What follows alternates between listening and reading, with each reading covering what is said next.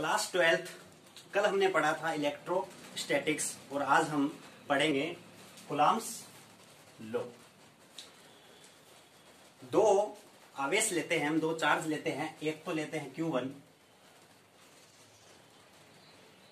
और एक कुछ दूरी पे Q2। इनके बीच का जो डिस्टेंस है वो हमने माना R। ये इनके बीच का डिस्टेंस है। अगर इन दो आवेशों पर हम फोर्स लगाएं, अगर इन दो आवेशों पर हम फोर्स लगाए, जैसे फोर्स यानी F वेक्टर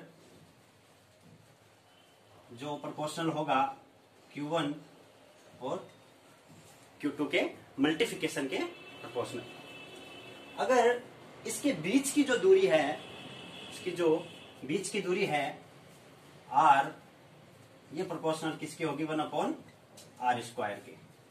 ठीक है, यानी किन्हीं दो आवेशों के बीच में लगने वाला प्रतिकर्षण और आकर्षण बल आवेशों के मल्टीप्लिकेशन यानी उनके गुणनफल के समानुपाती तथा उनके मध्य में लगने वाला वर्ग के व्युत्क्रमानुपाती क्रमानुपाती होगा। संपूर्ण रूप में इसे हम कैसे लिख सकते हैं?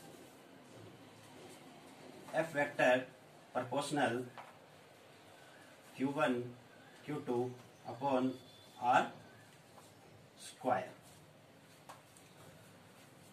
यहां हम एक समानुपाती नियतांक लेंगे K, यानी एक कांस्टेंट लेंगे K, जिसकी वैल्यू निर्धारित है 1/4 पाई एप्सिलॉन नॉट। और एप्सिलॉन नॉट यहाँ पे निर्वात में विद्युतशीलता है, जिसका अध्ययन हम आगे के टॉपिक में करेंगे। निर्वात में विद्युतशीलता।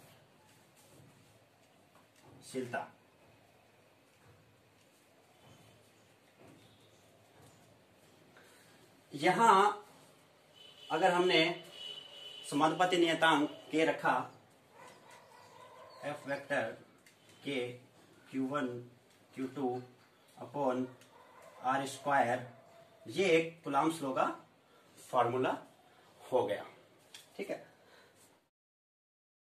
1/4 पाई एप्सिलॉन नॉट की जो वैल्यू होगी वो होगी 9 × 10⁹ और इसका जो मात्रक है वो हमें यहां से निकालना पड़ेगा। यानी K की जो वैल्यू यहां से निकलेगी वो निकलेगी K equal to R square, वहां चला जाएगा, यानी F × R square upon Q1 Q2 यहां आ जाएगी। फोर्स का जो मात्रक होता है वो होता है न्यूटन, यानी यहां लिख देते हैं हम न्यूटन इंटू R स्क्वायर यानी एक डिस्टेंस, और डिस्टेंस को हम लिखते हैं मीटर में, और मीटर यानी मीटर की स्क्वायर अपॉन Q1 Q2, यानी Q1 का यानी आवेश का जो मात्रक होता है वो होता है कूलम्ब, इसलिए कूलम्ब की स्क्वायर, ये इसका मात्रक हो जाएगा, यानी न्यूटन मीटर स्क्वायर प्रति कूलम्ब स्क्वायर। तो अब हम पढ़ेंगे कूलम्ब के नियम का सदिश निरूपण, यानी vector forms of coulomb law. क्या आप जानते हैं न्यूटन का जो तीसरा नियम है, न्यूटन का तीसरा नियम क्या कहता है कि F1 और F2 ये दो फोर्स है। ठीक है, अगर F1 ने F2 की तरफ फोर्स लगाया और F2 ने F1 की तरफ फोर्स लगाया, फोर्स लगाने पे क्या पाया गया कि इन दोनों का जो मैग्नीट्यूड है वो सेम है, इनका परिमाण सेम है, लेकिन एक दूसरे के विपरीत फोर्स लगा रहे हैं। और विपरीत फोर्स जब भी लगता है तो नेगेटिव चिन्ह का हम यूज करते हैं, यानी F1 = -F2। यही हमें देखना है vector forms of Coulomb's law में कि ये न्यूटन के नियम की पालना करता है या नहीं करता। तो इसके लिए हम सदिश निरूपण में मूल बिंदु से कुछ दूरी पर Q1 आवेश लेंगे और कुछ दूरी पर Q2 आवेश। ठीक, मूल बिंदु से Q1 की जो दूरी है वो ले ली हमने R1 वेक्टर, और मूल बिंदु से Q2 की जो डिस्टेंस है, दूरी है, वो ले ली हमने R2 वेक्टर। दोनों आवेशों की जो बीच की दूरी है वो हमने ले ली R वेक्टर।